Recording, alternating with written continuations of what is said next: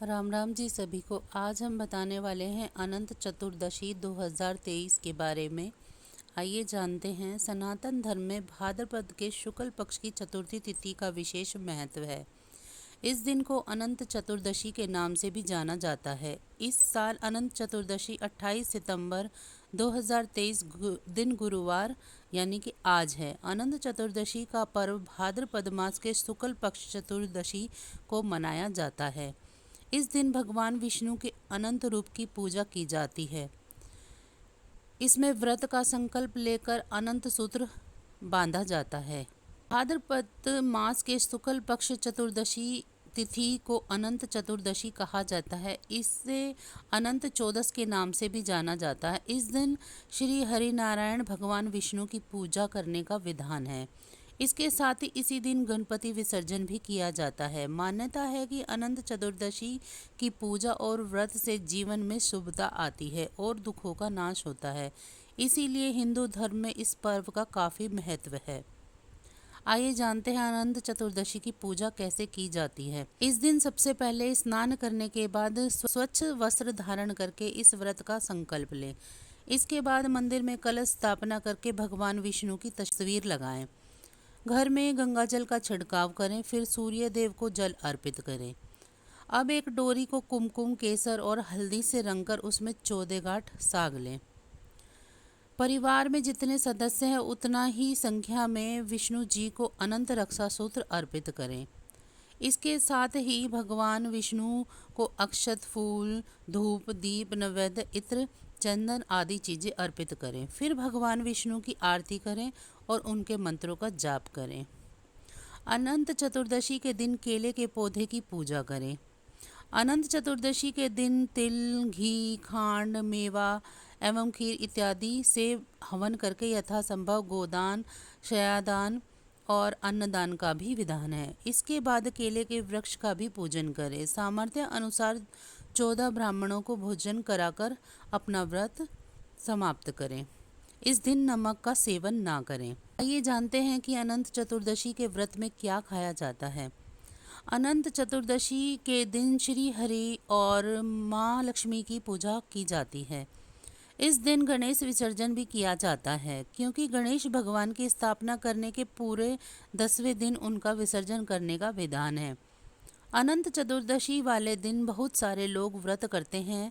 वैसे तो फलाहारी खाने में लोग कुट्टू के आटे से बनी चीज़ें, आलू या साबूदाना ज़्यादातर खाते हैं। आइए अब जानते हैं कि अनंत चतुर्दशी के दिन क्या नहीं करना चाहिए। अनंत चतुर्दशी के दिन किसी भी प्रकार का कोई भी अनैतिक कार्य करने से बचना चाहिए। अगर आपने इस दिन अनंत सूत्र कलाई पर बांधा है तो मांस मदिरा का सेवन भूल कर भी ना करें। आइए अब जानते हैं अनंत चतुर्दशी का व्रत क्यों रखते हैं। अनंत चतुर्दशी का व्रत रखने से विष्णु लोक की प्राप्ति होती है। जब पांडव जुए में अपना राज्य हारकर वन में कष्ट भोग रहे थे, तब भगवान श्री कृष्ण ने उन्हें अनंत चतुर्दशी व्रत करने की सलाह दी थी। पांडवों ने अपने वनवास में हर साल इस व्रत का पालन किया था। धार्मिक मान्यता है कि लंबे समय से बीमारी से जूझ रहे लोगों को अनंत चतुर्दशी का व्रत रखना चाहिए। इसके साथ ही गृह कलेश से छुटकारा पाने और घर में सुख शांति के लिए भी अनंत चतुर्दशी का व्रत बेहद लाभकारी माना जाता है। आइए अब जानते हैं अनंत चतुर्दशी की कथा। प्राचीन काल में एक विशिष्ट गोत्रीय मुनि सुमंतु थे। उनकी पुत्री का नाम शीला था। पुत्री का गुण उसके नाम के अनुरूप ही था। सुमंतु ने उसका विवाह कौंडिन्य मुनि के साथ कर दिया।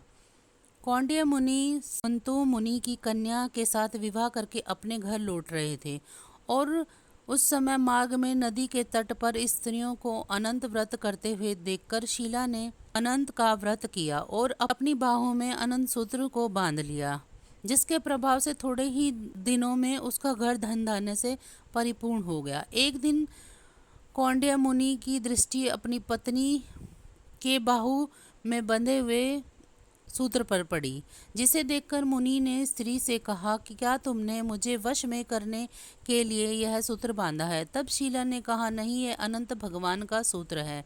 लेकिन ऐश्वर्य के नशे में चूर कौंडिन्य मुनि ने उसे तोड़कर अग्नि में फेंक दिया, जिसके परिणाम स्वरूप कुछ ही समय में उनकी स्थिति दीन हो गई। अपनी भूल का ज्ञान होने के बाद अपने दोष का उपाय करने के लिए अनंत भगवान से क्षमा मांगने के लिए घर छोड़कर वन में चले गए और वहां जाकर भगवान श्री अनंत जी को प्रसन्न करने के लिए उपासना करने लगे। बहुत दिनों तक उपासना करने के पश्चात भी भगवान का आशीर्वाद न मिलने पर निराश होकर वृक्ष की शाखा से लटककर मृत्यु का वर्णन करने ही जा रहे थे कि एक ब्राह्मण ने वहां उपस्थित होकर उन्हें रोक दिया और कहा कि चलो गुफा में तुम्हें अनंत भगवान का दर्शन कराता हूँ।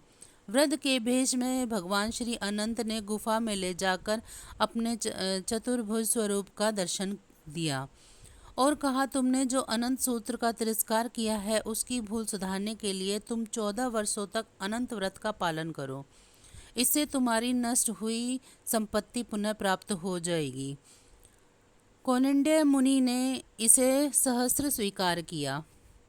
जैसे जैसे लगातार वर्ष बीतते गए, भगवान श्री अनंत की कृपा से कौंडिन्य मुनि की संपत्ति और ऐश्वर्य उन्हें प्राप्त हो गया।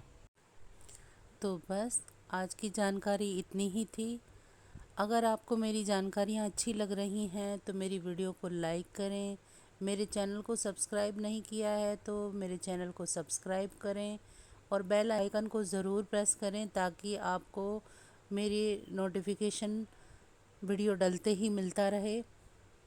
आपको और आपके परिवार को अनंत चतुर्दशी की हार्दिक शुभकामनाएं।